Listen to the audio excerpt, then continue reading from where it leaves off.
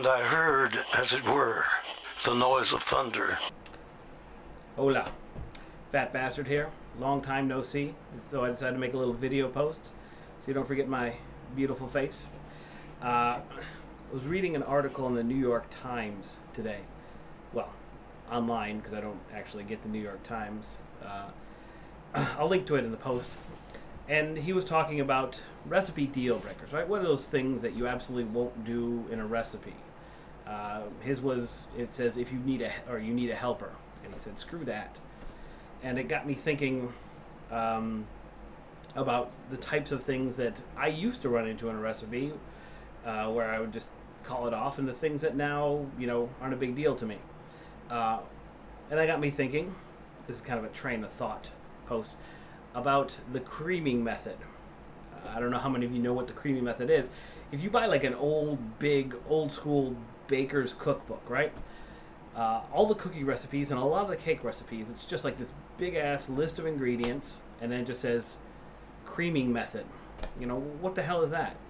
Well, once you know, the creaming method is actually pretty simple. It's basically you throw the butter into your stand mixer, it beats it until it's frothy, and then you throw the sugar in, and it makes all these little tiny microscopic holes, which are really good for getting lift or whatever. But the important thing is, in a cookbook, right, there's nowhere to really put that information. I guess you could throw it in the appendix, but that's paper, and paper's money, and cookbooks aren't notoriously profitable to begin with, so nobody did that. And consequently, people who bought those cookbooks and didn't know what a creaming method was were turned off and never got to learn that information. One of the great things about doing recipes and explaining cooking on the web is I don't actually even have to show you what the creaming method is. I can just link to it, right? I can just throw that right in the recipe. And that got me thinking to, all the other things that they're not necessarily complicated, but when you're starting off learning to cook, you don't necessarily know them, and how much easier it is to do these things now with the web. For example, certain things are really easy, to just give you a recipe and you can make it yourself. For example, a dry rub to put on pork chops, right? All you need to do is give you a list of spices. You can mix that up yourself. But then there are things like, making an omelet. Making an omelet's one of those things that seems really simple, but it's actually really complicated.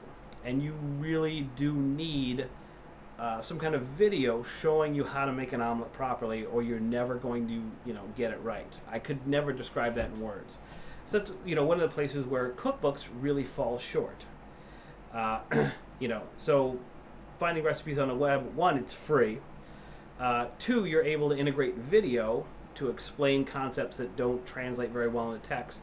And three, you're able to hyperlink, right? So things that might be beyond the scope of this particular recipe, but you still need to know, I can just, link to it.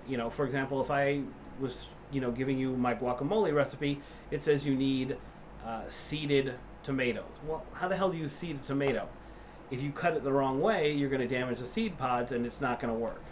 That's the kind of thing that I can put as extra information on another page in the web, whereas with a cookbook, the guy just has to know it, or you're just shit out of luck. But what advantage have cookbooks had so far over posting, learning how to cook on the web, right? Recipes on the web. The one thing is you can't drag your computer over to where you're cooking, right? Or you could, but that would be a monstrous pain in the ass. Which got me thinking, I told you, train of thought kind of post, about the iPhone, right? The new iPhone's coming out. It is only $200 with a 2-year plan. Everybody gets 2-year plans anyways. It's still kind of an expensive plan, but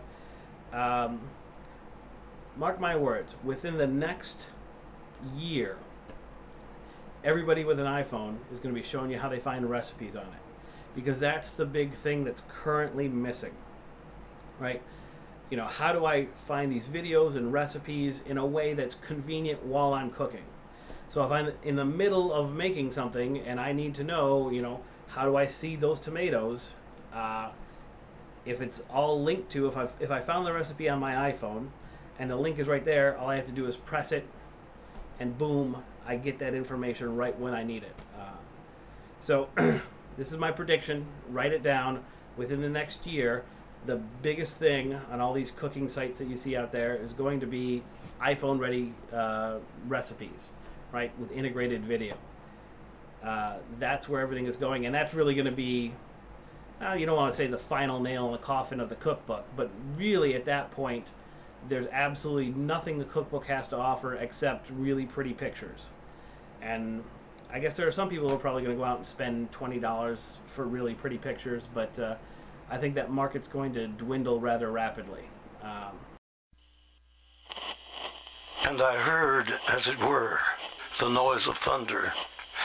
One of the four beasts saying, "Come and see."